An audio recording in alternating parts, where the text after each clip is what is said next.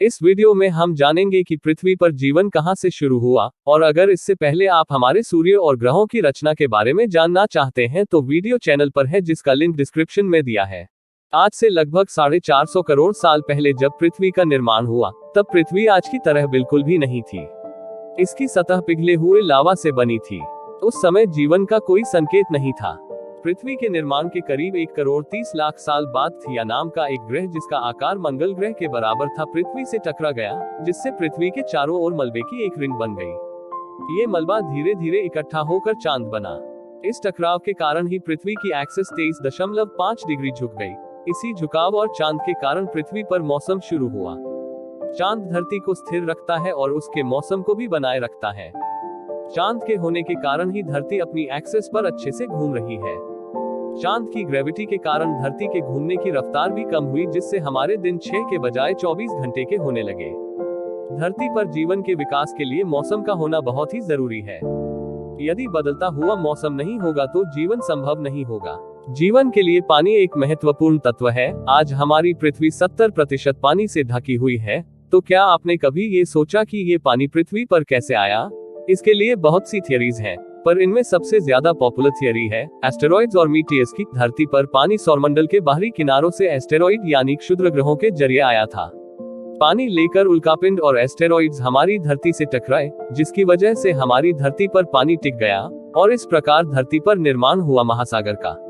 380 करोड़ साल पहले इन सागर के नीचे एक नई क्रांति हो रही थी। 6 मामूली तत्वों हाइड्रोजन, ऑक्सीजन, कार्बन, नाइट्रोजन आदि ने मिलकर जीवों की रचना शुरू कर दी।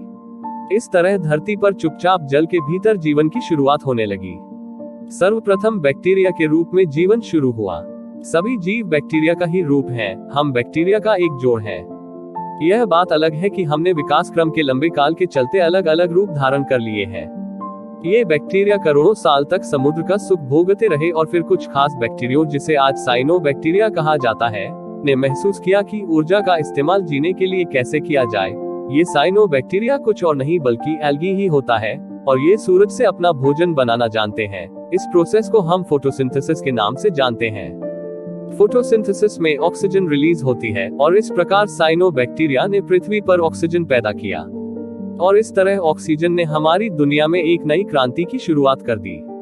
ऑक्सीजन का होना जीवन के विकास में ईंधन के होने जैसा था। उन्होंने इतनी ऑक्सीजन बनाई कि महासागर ऑक्सीजन से भर गया, और वह ऑक्सीजन महासागर के ऊपर वायुमंडल में जाने लगी। इसके बाद इस घटना से जीवन के विकसित होने में रफ्तार आ गई, और जीवन ने एक लंबी छलांग लगाई। वैज्ञानिकों के अनुसार जब ऑक्सीजन की मात्रा बढ़ जाती है तो उसके दबाव से आकार भी बढ़ता है और जटिलताएं भी बढ़ने लग जाती हैं। इसके चलते समुद्र में जीव और जानवरों के सबसे ज्यादा एवं सबसे उन्नत समूह पैदा हुए। करीब 50 करोड़ साल पहले समुद्र में पहली कांटे वाली मछली पैदा हुई। ये मछलियां हमारी पूर्वज हैं। असल में आज के सारे रीढ़ वाले जीव इन मछलियों के बेसिक ढांचे पर ही बने हैं। ऑक्सीजन के कारण धरती पर जल से निकलकर पौधे सबसे पहले आगे बढ़े। करीब 40 करोड़ साल पहले जीव भी आगे बढ़ने को तैयार हो गए। धरती पर फैलने के क्रम में सबसे पहले महासागरों से बाहर आए एम्फीबियंस से बने रेप्टाइल्स का महासागरों से संपर्क टूटने के बाद वे धरती की दूसरी जगहों पर बसने लगे। इससे उनके भीतर नए नए अंग विकसित होने लगे।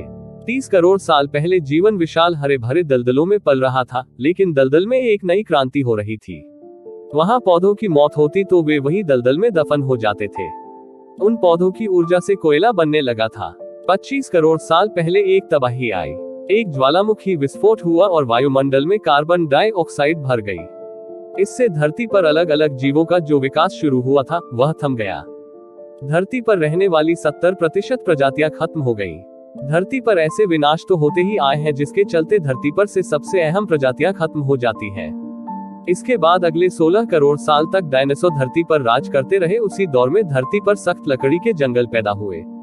डायनासोर के शुरुआती काल में दुनिया भर की जमीन एक ही जगह जमा थी, जिसके चारों ओर समुद्र होता था और उसे पैंजिया कहते थे। लेकिन पृथ्वी के रोटेशन, भूकंप और ज्वालामुखी विस्फोट के कारण वह अलग होने लगी थी। इस प्रकार आज की दुनिया का जन्म हुआ। आज से 6.5 करोड़ साल पहले डायनासोर का भी अंत हो गया, और तब पृथ्वी पर धीरे धीरे नए युग के जीव पनपने लगे। पृथ्वी पर जीवन की बस यही कहानी थी। अगर आप डायनासोर के अस्तित्व के बारे में और जानना चाहते हैं तो वीडियो चैनल पर है, जिसका लिंक डिस्क्रिप्शन में दिया है। धन्यवाद।